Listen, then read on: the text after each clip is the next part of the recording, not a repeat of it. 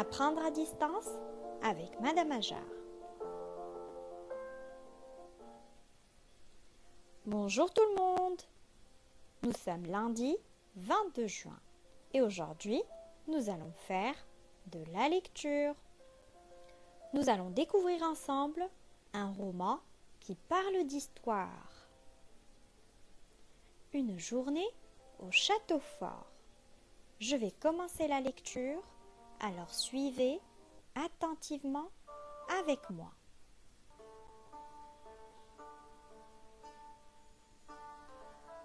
Aujourd'hui, c'est le grand jour.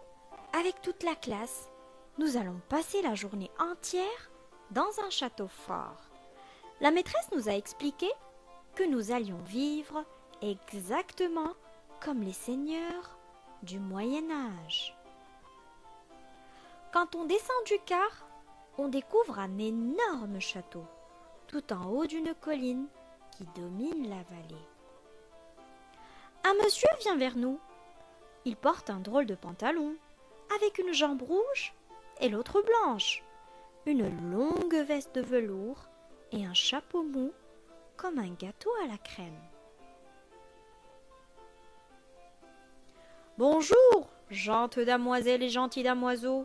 dit-il en s'inclinant devant nous. « Je me présente, Gontran de Beaupavois, 13e seigneur de Mortecourt. Si vous voulez bien me suivre à présent. » On est tellement impressionné qu'on obéit tout de suite. On entre dans le château par le pont-levis qui passe au-dessus d'un fossé plein d'eau.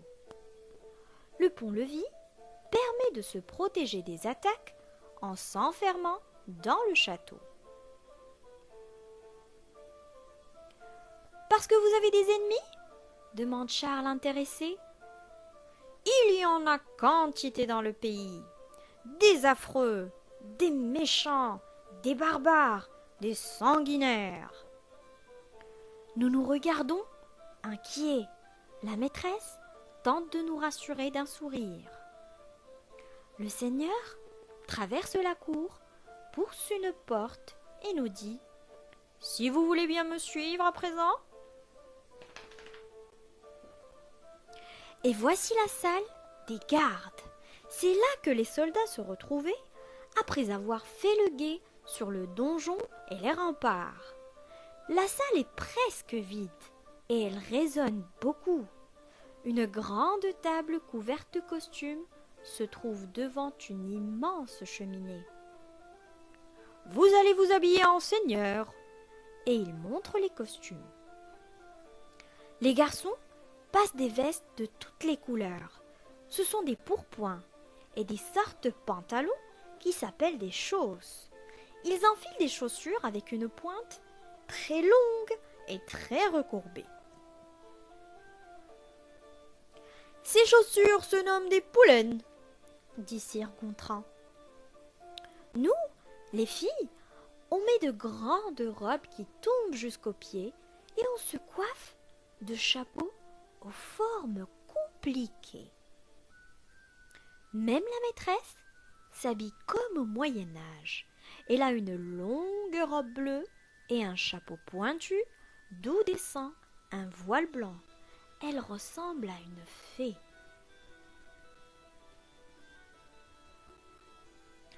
Le seigneur nous regarde d'un air très satisfait, puis il franchit une porte en disant « Si vous voulez bien me suivre. »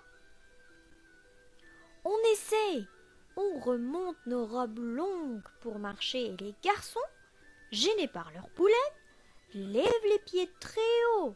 On arrive enfin dans la cour. Et maintenant, je vous propose un tournoi de chevaliers. Le seigneur distribue des bâtons avec au bout une tête de cheval en chiffon.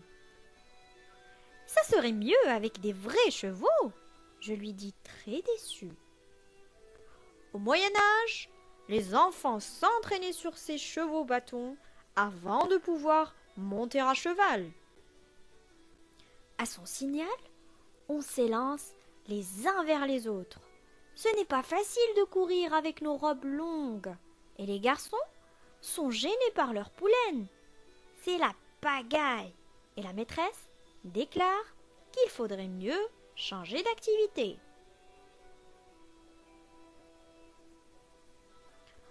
Le Seigneur nous apporte alors une caisse remplie de balles. Maintenant, on essaie de jongler comme des vrais troubadours, mais c'est drôlement difficile. Le Seigneur sait jongler avec plusieurs balles à la fois, mais il est tard et on commence à avoir faim.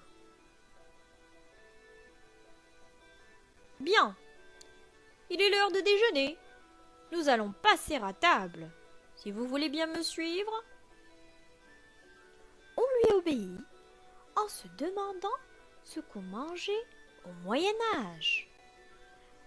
Pas de frites en tout cas, explique Charles. On n'avait pas encore rapporté chez nous les pommes de terre d'Amérique.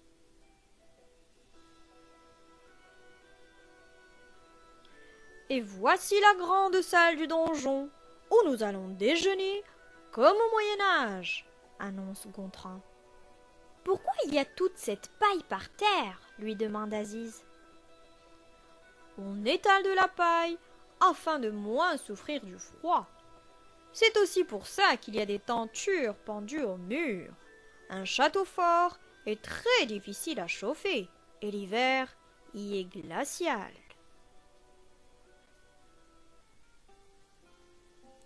D'immenses tables sont disposées en U et c'est aussitôt la bagarre. On voudrait tous se mettre au milieu à la façon des rois et des reines. Le Seigneur, lui, décide de s'asseoir à côté de la maîtresse. « Où sont les assiettes ?» demande Manon. « Et les fourchettes ?» Il n'y en a pas. Au Moyen-Âge, on utilisait des tranches de pain en guise d'assiette.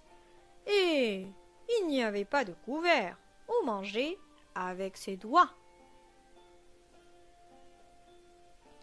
Au menu, il y a du pain rôti, de la baleine salée, de l'écureuil bouilli ou du hérisson frit.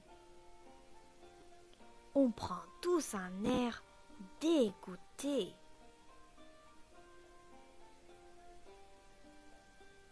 À ce moment, une dame entre avec un énorme plateau couvert de frites et de poulet grillé.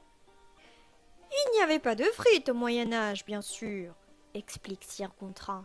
Mais j'ai pensé que vous préfériez ça au hérisson frit.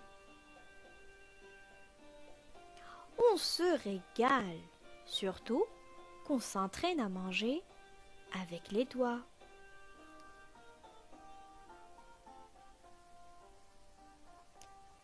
Vous voulez connaître la suite du roman? Alors on se retrouve tout de suite.